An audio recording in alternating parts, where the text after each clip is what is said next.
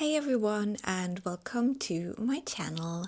Today is the first day of the Cottage Readathon hosted by Riley Marie on her Patreon. And I'm currently still in Berlin. I did my first roll, which I'm going to show you right now. Okay, since I won't be here for the start of the readathon, I will be traveling. I thought we can do the rolls a little bit early, and I made this little icon for my position. And I think I want to reach the living room first, but the kitchen would also be fine. So let's have our roll. So we got a 9. 1, 2, 3, 4, 5, 6, 7. So we're entering the living room, and the prompts for that are to read a book that was recommended to me and read a book I know nothing about. And also the activity prompt is to watch a movie or a TV show. So I have the perfect book for that because my mom just gave it to me when I saw her last. And I'll talk about that in a second with you. And I also have picked out a book for that. I do not have that with me right now, but I will start that as soon as I'm home, probably tomorrow. We'll see about that. I still don't know whether I will participate full-time in this readathon because I have so many reading plans for May already, and so far they're not going great, to be honest, but we'll see. So maybe this vlog will never see the light of day, and that's fine too. But yeah, for today I'm still in Berlin. I plan to go to some bookstores today, and then in the afternoon I will take the train home. And yeah, I'm not feeling super great today, so I'm also really looking forward to getting home tomorrow and just lying on the couch. We'll see how much reading I get done on the train today, because when I came up here I was feeling very nauseous on the train, so I couldn't really read, but maybe today will be a bit better. We'll see about that.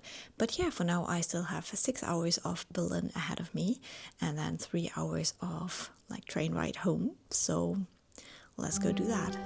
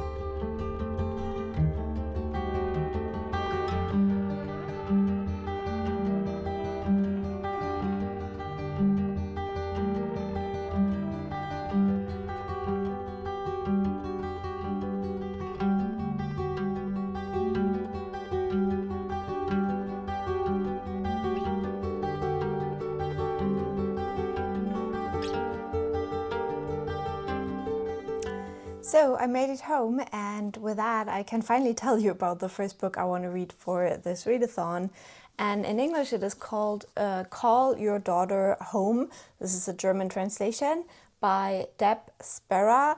Now this is a book that my mom gave me when I last saw her, and she told me to read it. Now this seems to be a book written about slavery, that is written by a white author, which always is a little bit for me, it's similar to books written about the Holocaust from like German authors. Always feel a bit weird about that. But I'm gonna give it a try because my mom recommended it and it fits this first challenge perfectly.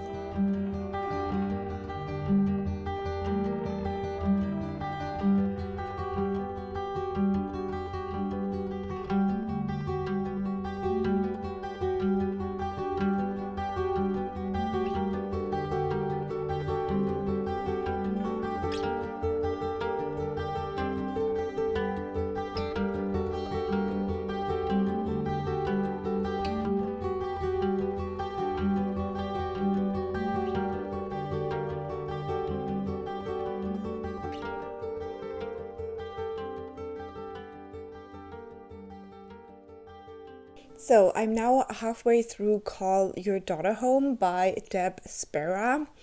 This is a hard book to read. This is set in the 1920s in like some kind of a southern US state, not quite sure where it is exactly. And we're following 3 different women. We do have one woman who is more wealthy, and in the past her like family has owned a plantation. Then we have another white woman who is poor, and she basically has a very abusive husband and multiple daughters. And then we have a black woman who's already quite old, and she has worked on this former plantation for most of her life, and she also had a daughter, but she lost the daughter. So one big content warning for this book is definitely the death of a child, because 2 of these women have lost children. If I don't like forget anything about the 3rd one. And so yeah, we're looking at this town, this small town that is near Charleston, and just the lives of these women. I think the poor white woman is kind of like the main character. The story mostly evolves around her, but then we also get the stories of these other 2 women.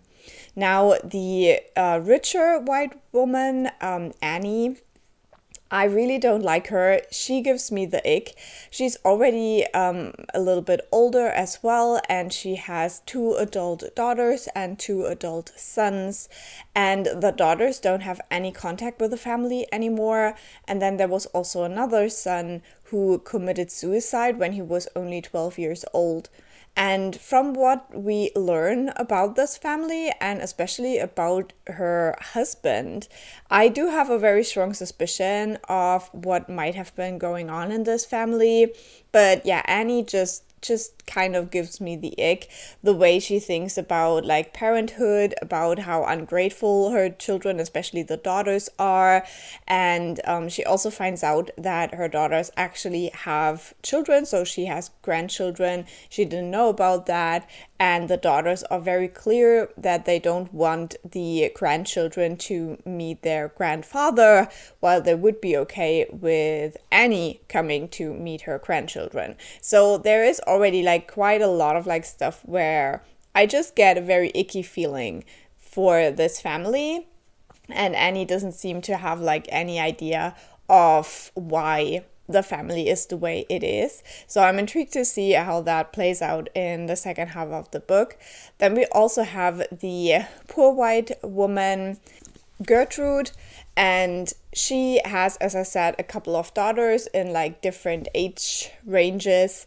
And she basically at the beginning of the book decides to get rid of her husband because he is abusive, and she wants a chance to escape the poverty, and she can get a job working as a seamstress, and she's not allowed to do that with her husband, and he just drinks away all of their money. So yeah, she only sees like this option to kind of get rid of him to change their lives. And she seems to be a very hard woman. You can tell from the life that she's had, like she had to grow kind of a thick skin, but then also she doesn't allow her daughters like any missteps at all. There's something that happens to one of her daughters that I don't want to spoil, but just the way she deals with it is like kind of disgusting. Like, if that was my mom, I would hate her for the rest of my life.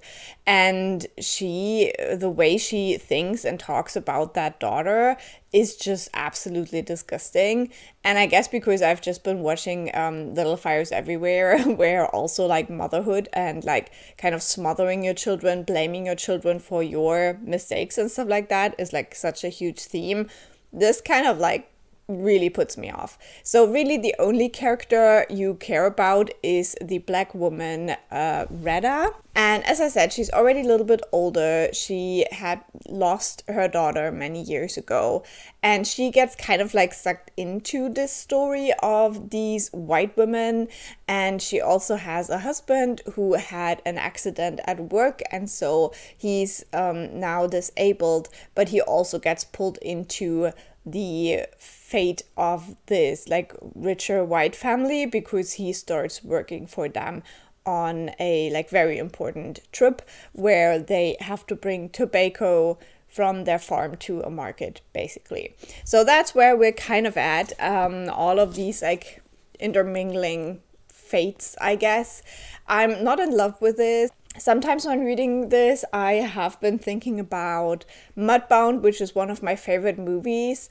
And this definitely has this like very dirty, gritty feel to it, especially with the poorer white folks we see in here. And yeah, you just have this like very like in general impoverished feeling about this region. It's just like, you know, it's like the roaring 20s, but in this region it's all just like dirt. And yeah, so it is interesting. It's not necessarily something I would have picked up myself, but as the prompt is to read a book that I don't know anything about and that has been recommended to me by someone else, this just fits the bill really, really well. So I will try to read the rest of this quite quickly now so I can update you again before the readathon is over.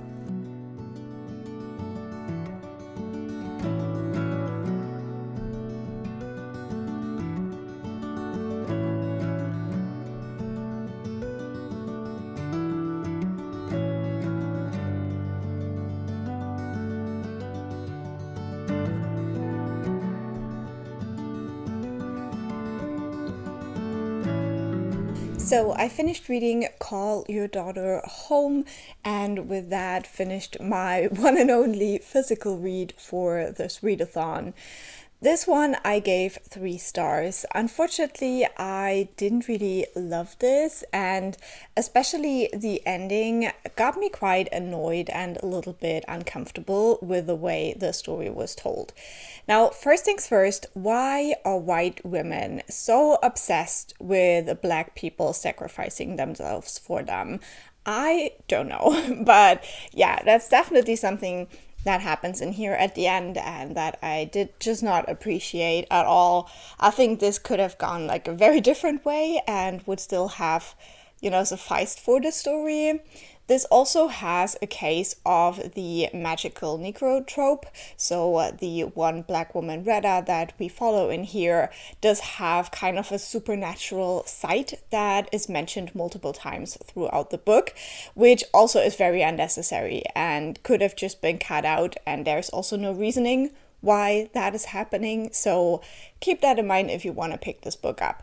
Overall, I would say that this book kind of is what I expected it to be. While it is kind of a compelling story and is well written in a way, I still felt like I didn't really need this. This is the kind of historical fiction that I don't mind reading, but also I don't love reading. And that's also the reason why I just don't read a lot of historical fiction, because a lot of it is like this and it doesn't really give me anything. So unfortunately this was not a big win, but it did fit perfectly for the prompt of the readathon. So I'm still glad that I had it and I've read it, at least for this reason. I don't think I have to say a lot more about this book because I don't think it is very popular and I don't think people really want to pick this up, so I'm just gonna leave it there. It's a fine read if you don't mind the like underlying racism that is still present in this book, as it is written by a white woman who grew up in the south of the US. So going back to the readathon, I read this for the living room prompts. So this was a book recommended to me by my mom, and it was also a book I knew absolutely nothing about when I started it. I think I even said it was set during slavery time in the beginning of this vlog, which is not correct. It's set in the 20s, the 1920s. So definitely knew nothing about this one. And then the bonus prompt was to watch a movie or a TV show. I actually watched quite a few things. I watched the miniseries Little Fires Everywhere by Celeste Ng. Absolutely loved it. It was really, really good. Then I watched Anora, which was quite the journey, but overall a movie I'm glad that I watched. And then I watched that Lighthouse movie with Robert Pattinson. That one was not for me. It's just a type of like kind of weird psychological horror that doesn't really do anything for me. So taking this all together, this gives me 7 points for the readathon. Okay, let's do dice roll number 2. 7. We are currently in the living room, so let's go. I guess 1, 2, 3, 4, 5. And we're in the kitchen. So for the kitchen, we have to read a book from a favorite author and read the next book in a series and make a sweet treat.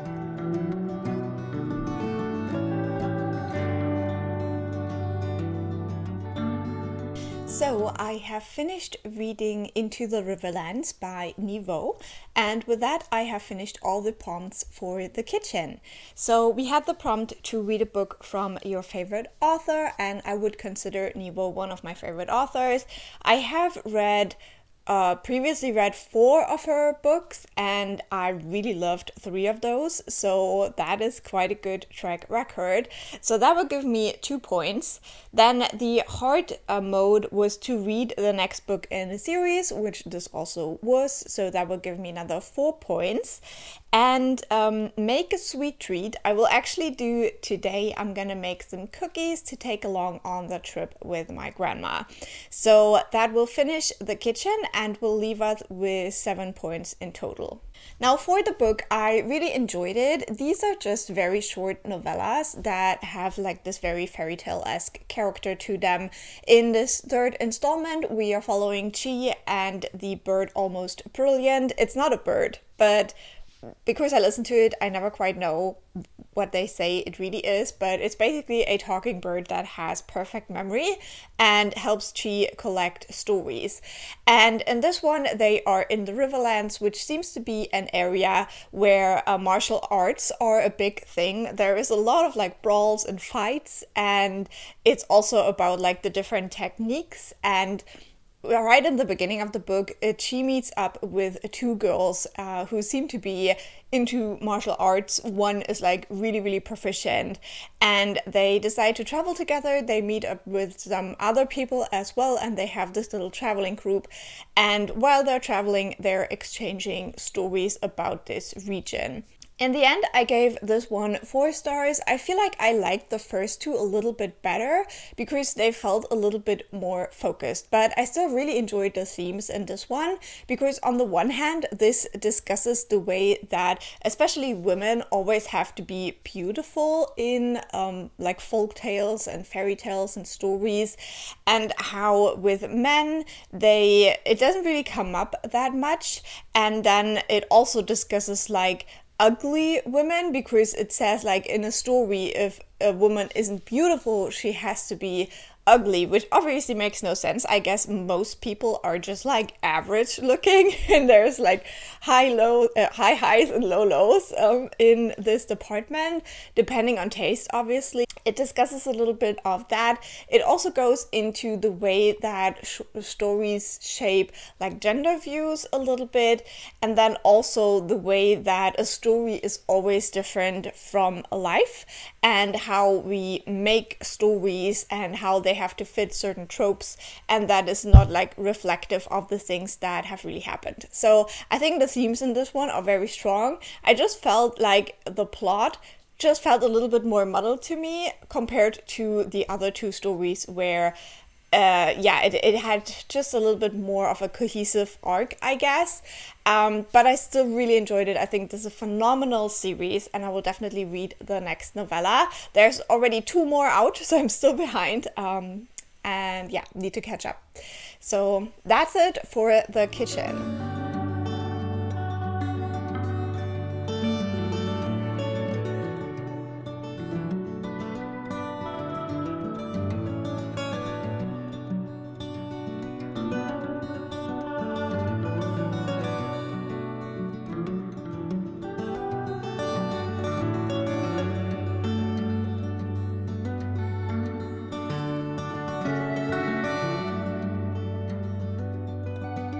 Okay, now for this last one, we don't even have to roll the die because I am going to use the little bee journey.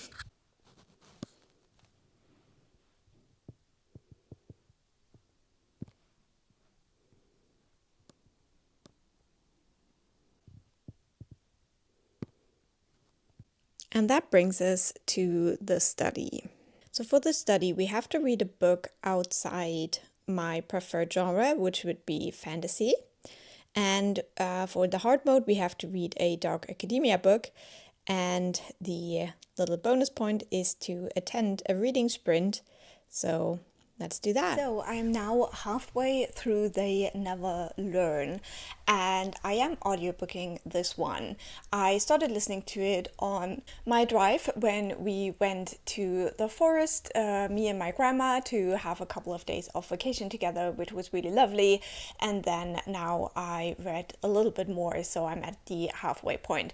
And I'm really enjoying this one. It took me a little bit to get into it. This is a novel where we follow a college teacher, like a professor, whatever, as she is killing men who misbehave. And it starts right off with one of her kills, and then we also get the perspective of a student. And I must say that usually I'm quite good at figuring out kind of the connections between characters when we have multiple POVs. And around the halfway point, we learn the connection between these 2 POVs. And actually, it's it's a surprise to me. Like I had like a little bit of an inkling that something felt off, but right when I started really thinking about that and why it felt off, it got explained kind of what the connection is. So that was really fun. I like to be surprised in books, even though I also like to think along and try to figure things out. So so far that is really fun. I also like that this is quite brutal, so we actually do see some of those kills. And I think, a lot of the time when characters are supposed to be like killers and like really kick ass and all of that, you don't really get to see a lot of it. But I feel like with this one, as we like start with one, but then also right around the middle there's another one, we definitely do get that action as well. It's not just hell, it's also quite a bit of show. I'm sorry if you hear some weird noises. The cat is like being mischievous in the corner right now. I've had a good time with this book so far. I hope I can finish it before the readathon is over. We'll see about that. I was definitely hindered a little bit by the trip with my grandma, and usually the time when I really listen to my audiobook is when I do some cleaning, which I will not do again before the readathon ends. So yeah, we'll see. Even if I don't finish this one right on time, I will finish it very soon, and I'm quite excited to listen to the rest of this. I have now about 5-ish hours left, I think, so it is a little bit, but not actually that much. So I think if I make an effort, I should be able to finish it. Let's see. We'll talk again soon.